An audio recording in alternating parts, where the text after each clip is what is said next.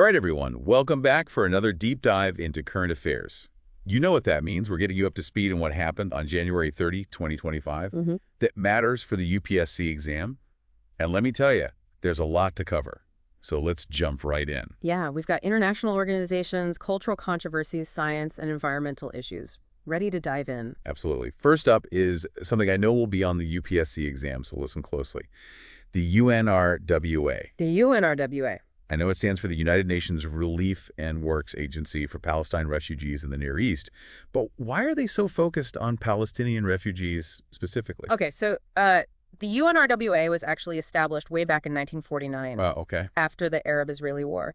It was intended to provide relief and support to Palestinians displaced during that conflict. And it's interesting because it still exists today. Yeah. It directly provides services, which is unusual for a UN agency. Okay, yeah, that is different. That kind of highlights just how long this refugee crisis has been going on. And how complex it is, right? I mean, they've even moved their headquarters a few times. Exactly, yeah. First to Vienna and then to Gaza in 1996. So those moves themselves show how the political climate has changed over time and the UN's commitment to the region. Okay, so they're directly providing services, and that's unusual.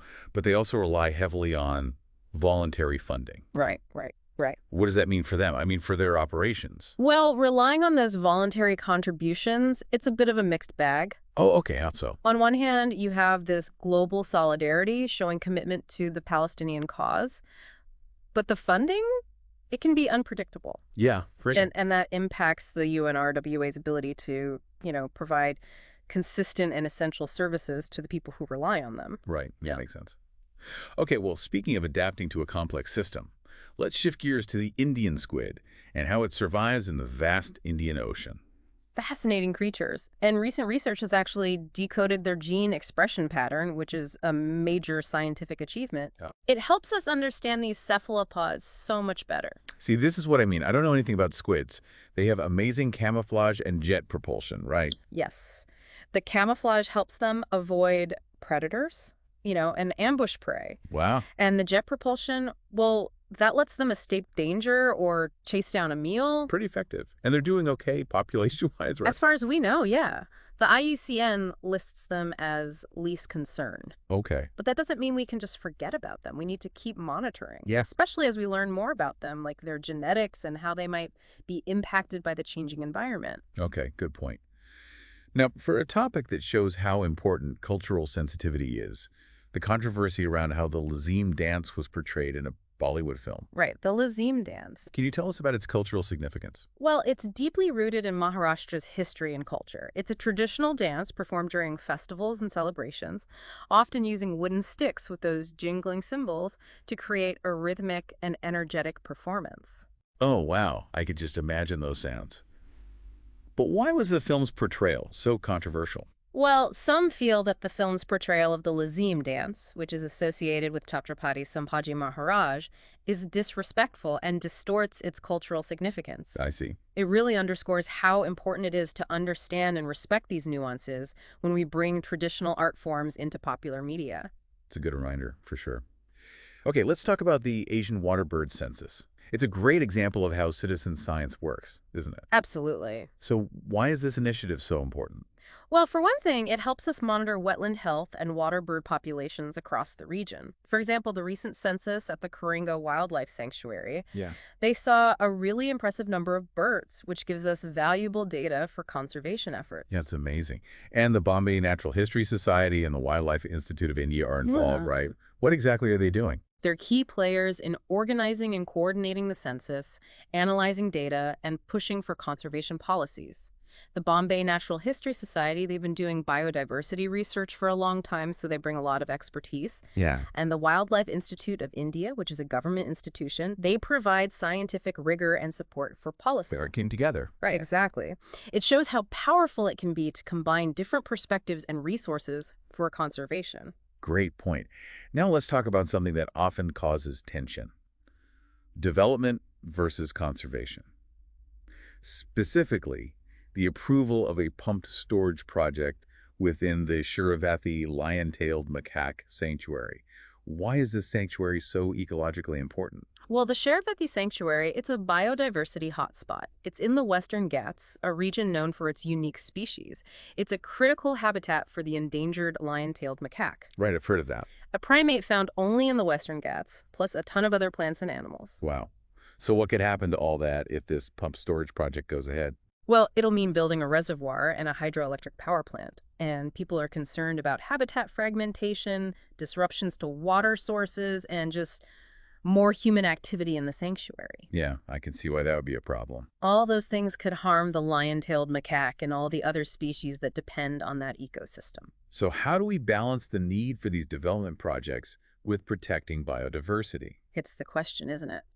The project was recently approved, but with conditions. They stressed the need for really strong environmental safeguards Okay. and mitigation measures and ongoing monitoring to make sure they minimize the impact and protect the sanctuary's long-term health.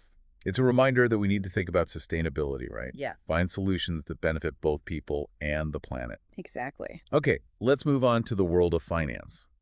What do you think about SEBI's plan to launch a when-listed platform? This is about the gray market, right? It is. Why are they taking this step? Well, SEBI's trying to tackle this issue of the gray market, where shares are traded before they're officially listed. It's basically unregulated, which creates opportunities for things like price manipulation and insider trading, stuff that can really hurt investors. Okay, so for those of us who haven't heard of it, what exactly is the gray market and why is it such a problem? It's basically a market that operates outside the stock exchanges. There's no regulation. It's where shares of companies are traded after their IPO is done, but before they're actually listed on the stock exchange. And because of that lack of regulation, it's very prone to manipulation. So this when-listed platform would make things more transparent. Yeah, the idea is to provide a regulated platform, curb the gray market's influence, protect investors, and just make trading fairer and more transparent. Okay, that makes sense. Let's talk about something a little more inspiring. That teenager who discovered an asteroid. Oh, yeah. Amazing story. Tell me more about this young astronomer and the International Asteroid Discovery Project. So this 14-year-old from Noida in India made a provisional discovery of an asteroid. Wow. Through the International Asteroid Discovery Project, which is a citizen science program. That's incredible. It's affiliated with NASA, and it shows how, in this digital age, science is more accessible. He was curious, dedicated, and now he's found an asteroid. Okay, so back to basics for me. What exactly are asteroids and why should we care about them? Okay, think of asteroids as leftovers from the early solar system. They're rocky, they don't have air, and they orbit the sun, but they're way smaller than planets. Most of them are between Mars and Jupiter in what we call the asteroid belt, and they're like time capsules. Okay, yeah. They give us clues about how the solar system formed billions of years ago. Wow. Okay, I see why we'd want to study them. So what about education in India? The ASER 2024 report was just released. What are some key takeaways? The ASER report focuses on learning in rural India, and the findings are kind of a mixed bag. On the positive side, enrollment in government schools is up, which suggests that public education is becoming more accessible, maybe even more appealing. That's good news. What about actual learning levels, though? There's been a slight improvement in basic literacy and numeracy. The pandemic definitely impacted education, but it looks like students are starting to catch up. Okay, that's good. What do you think is causing that improvement? Probably a few things. Maybe more parents got involved during the pandemic. Yeah. Schools started focusing more on remedial programs. Or maybe some teaching methods are just more effective now. Makes sense. The report also highlights some challenges, though, right? Right. The digital divide is still a big issue. Over 80% of teenagers know how to use a smartphone, but only 57% are using it for education. Wow, that seems like a missed opportunity. What does that mean for educators and policymakers? It means we need to move beyond just giving kids access to technology. We need to teach them how to actually use it for learning. Digital literacy programs are key. And we need to create engaging educational content they can access on their phones and other devices. So we need to make them active learners and critical thinkers in this digital world. Exactly. It really is amazing, All these things are connected, like education and technology and the environment and even human health. Yeah, it's all connected. And speaking of health, there's this report about suspected organophosphate poisoning in a village in Jammu and Kashmir. Makes you think of that movie, Dark Waters. What exactly are organophosphates and why are they so dangerous? Imagine a chemical that can take over your nervous system. Oh, wow. Leads to all these terrible effects. That's what organophosphates do. They're in things like pesticides and insecticides. Right, to kill pests. Yeah, but they can be very dangerous to humans, too, if they're not handled properly. Makes sense. What happens if someone is exposed? What are the symptoms? It depends, how much they're exposed to and for how long. Some people get headaches, nausea, maybe dizziness. But in more serious cases, it can cause problems, breathing, seizures, even coma. It's scary to think that something used in agriculture could be so harmful to people. What can we do to prevent these kinds of poisonings? Prevention is definitely key. We need to make sure people are aware of the dangers. Yeah. Farmers and anyone using these chemicals need training on how to handle them safely. Protective equipment is so important, and we need strict rules about selling and using highly toxic pesticides. It sounds like we need to attack this problem from all sides. Okay, let's talk about another environmental threat that's been in the news. Harmful algal blooms, or HABs.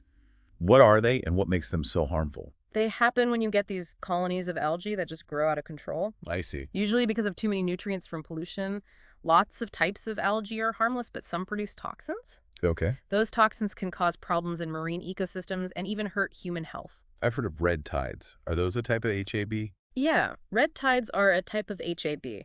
They happen when certain types of algae that have a reddish color grow too much. But not all HABs are red. So it's not just about algae growing a lot, it's about the specific kind of algae. Exactly. The toxins from these harmful algae can contaminate seafood, poison marine animals, and even be dangerous to people if they touch the water or eat contaminated seafood. Wow, so what causes these HABs to form? A lot of things, but nutrient pollution is a big one. When too many nutrients like nitrogen and phosphorus get into the water from farms, sewage, or industry, they act like fertilizer for the algae. Makes sense. That makes them grow like crazy, and that's when you get the blooms. So again, it comes back to human activities, right? Yeah, unfortunately, what we do on land can have a huge impact on our oceans and coastal areas. Okay, so what can we do about these HABs? How do we stop them? The most important thing is to reduce nutrient pollution. Right. That means sustainable farming practices, better wastewater treatment, and being careful about how we manage land. And we also need more research. We need to understand how HABs work and figure out ways to stop them. It sounds like a complicated problem. No. We were talking earlier about the pump storage project in the Sharavathy Lion-Tailed Macaque Sanctuary. It seems like balancing development with protecting the environment, especially in places like the Western Ghats, is really tricky. It is, yeah. We have to think carefully about the effects these projects will have on these fragile ecosystems and endangered species. Yeah. We need thorough environmental impact assessments, strong mitigation measures, and long-term monitoring to minimize the harm. Right. We can't let development destroy our biodiversity. It's easy to forget that we're talking about real species, like the lion-tailed macaque. Their survival is at stake. Exactly. That's why sustainable development has to consider everything, the environment, society, and the economy. It's all connected. Well said. Let's go back to that organophosphate poisoning incident in Jammu and Kashmir for a moment. It's a scary reminder of how dangerous pesticides can be.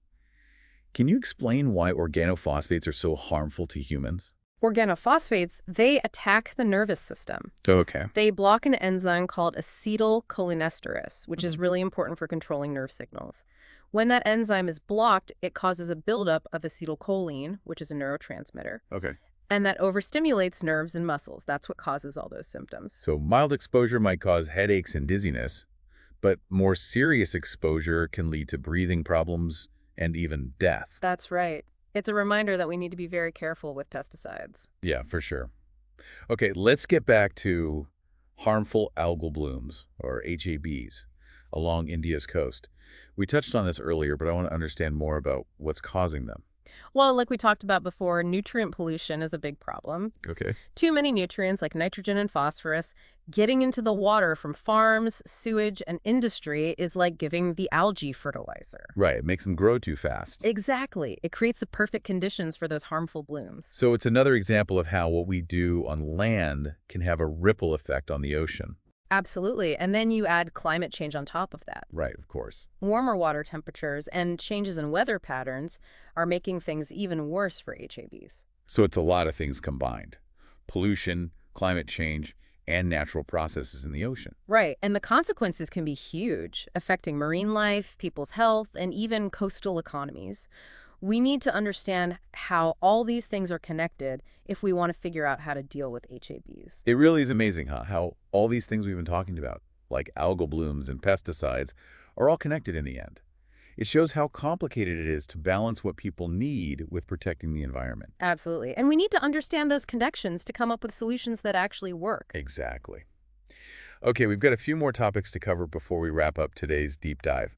Let's go back to the financial world for a minute and talk about SEBI's plan for that when-listed platform to deal with the gray market. Right, the gray market. Can you remind us what that is again? Why is it such a problem? It's like a market that's, well, in the shadows. Trades happen outside the stock exchanges, so there's no oversight, no regulation. Companies have done their IPO, but they haven't listed on the stock exchange yet, and people trade their shares in this unregulated space. So it's risky.